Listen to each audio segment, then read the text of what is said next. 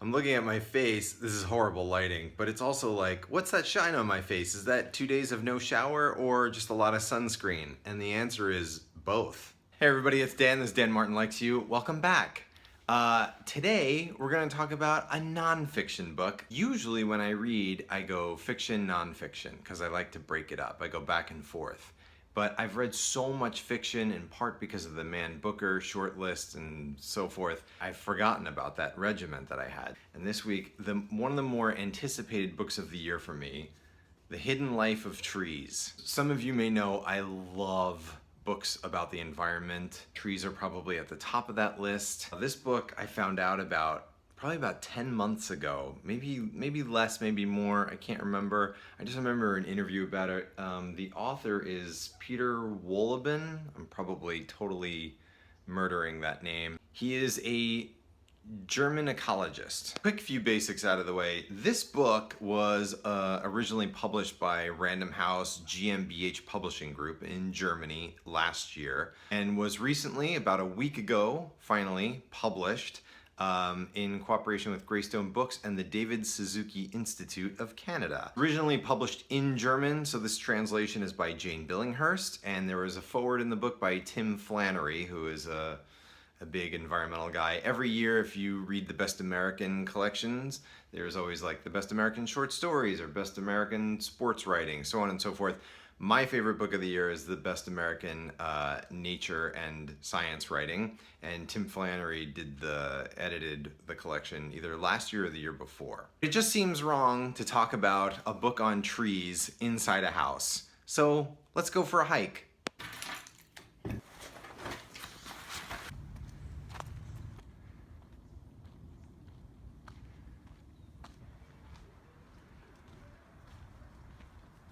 So this is a book that packs a lot of information. If you're the type of person that has even a cursory interest in the environment, I highly recommend this book. I think what I love most about this book is that it explains why the trees are so important without being preachy and without being academic.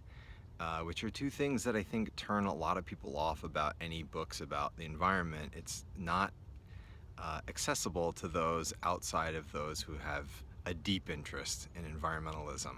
And that's why I love this book so much. It is not screaming at you about how to protect the environment.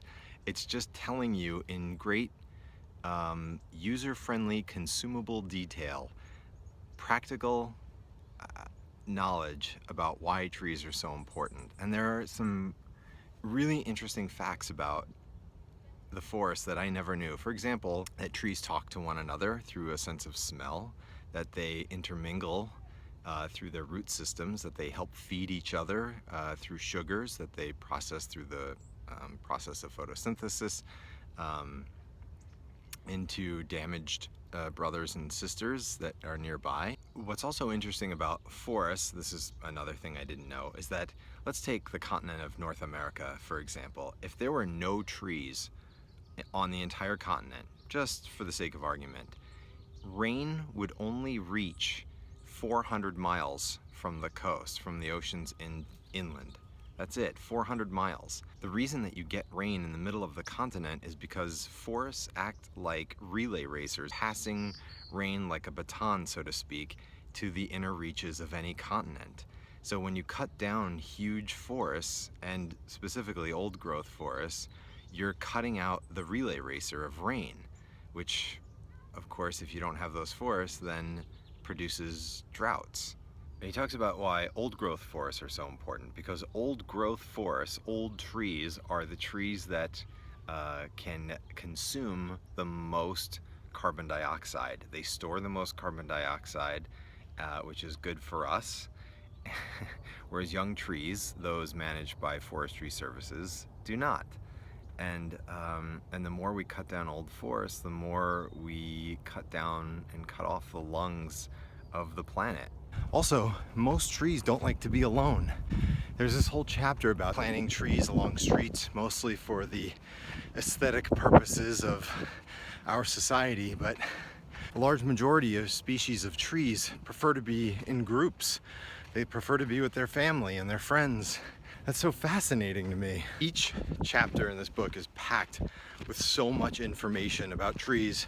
So either you just want to know as much as you want to know about trees, or if you're just prepping to be a Jeopardy contestant. Here's the most important part about the book, I think. Just don't be an asshole to trees. They're your friends. They're just trying to help you out, bros. I'm definitely giving this book 3 out of 3 cats. So that's it. I hope you liked the video. I hope you found it interesting. Please leave a comment below. Let me know about what your favorite environmental books are, or just books about nature and science in general. And I'll see you guys next week. Bye.